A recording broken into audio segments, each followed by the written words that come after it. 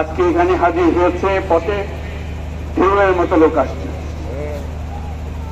সারা বাংলাদেশ জুড়ে কোটি কোটি মানুষ আজকে এই মুহূর্তের জন্য অপেক্ষা করছে। তারা তাকিয়ে আছে হাদির কথা শোনার জন্য। আজকে বিদেশে যারা আছে বাংলাদেশি, এই মুহূর্তে তারাও হাদির কথা জানতে চায়। প্রিয় ওসমান হাদি, তোমাকে আমরা বিদায় দিতে আসি নাই এখানে। তুমি আমাদের বুকের ভেতরে আছো এবং চিরদিন বাংলাদেশ যতদিন আছে তুমি সকল বাংলাদেশির বুকের মধ্যে থাকবে।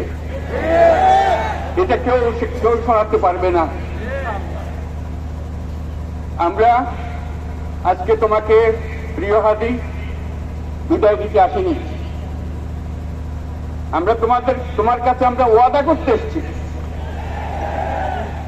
তুমি যা বলে গেছো সেটা যেন আমরা পূরণ করতে পারি, সেই ওয়াদা করার জন্য আমরা একত্র হয়েছি।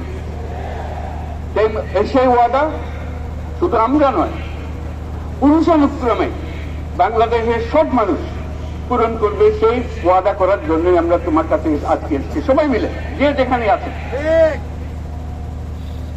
আমরা তোমার যে মানব প্রেম, তোমার যে ভঙ্গি, মানুষের সঙ্গে উঠা বসা, তোমার যে রাজনৈতিক দৃষ্টিভঙ্গি, সবাই প্রশংসা করছে।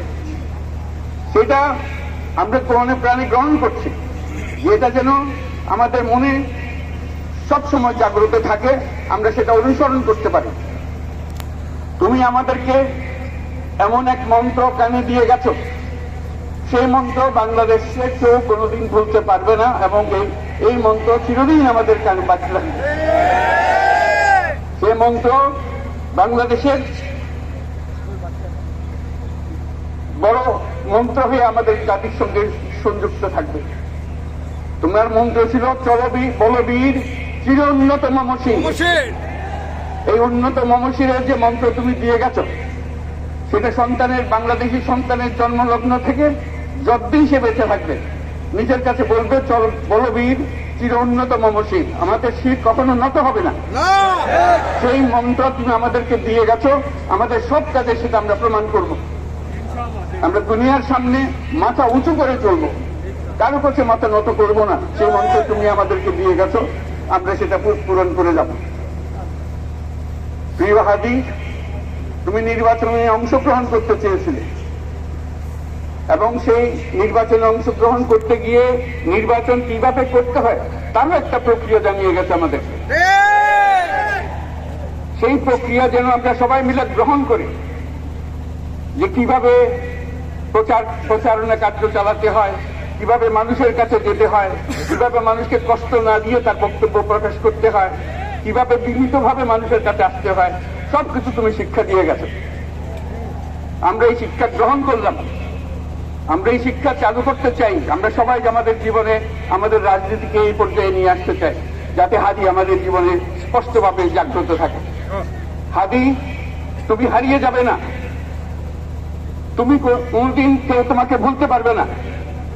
তুমি যুগ যুগ ধরে আমাদের সঙ্গে থাকবে, আমাদেরকে তোমার মন্ত্র কোনো মনে করিয়ে দেবে, আমরা তোমাকে মনে করিয়ে দেব চলবীর অন্যতম মমশির।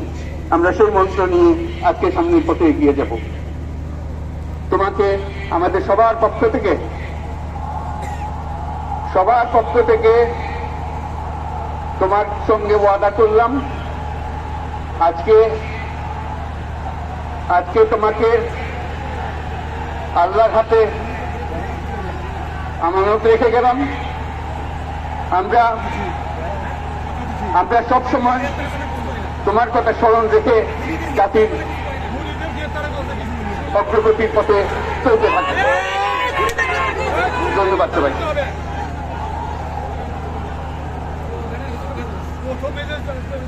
দাবিটা জানাইলে দাবির ব্যাপারে কিছু বলল না।